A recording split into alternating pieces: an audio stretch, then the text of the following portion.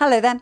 Weather story at the moment dominated by heavy rain across Asia. In fact, there are warnings out across southern Japan and South Korea, but there's also a lot of heavy rainfall expected across Vietnam and Cambodia, and you can see by the extensive cloud. I'll come back to that in just a moment. The Mayu front that's been responsible for bringing some very heavy rain, still quite active. It's drifting its way further north towards Shanghai, but look at the heavy rain across South Korea and into Japan. As I say, weather warnings have been issued here. To the north of that, still pretty warm, not as hot as it has been in Beijing. To the south of that, a little bit quieter as that rain's just shifted north into Shanghai. But Vietnam, Cambodia, Philippines, all seeing some very heavy, extensive rainfall over the next few days. So you can see how wet it's going to stay across Tokyo, Shanghai, and into next week. We'll see some pretty intense showers to Hanoi as well.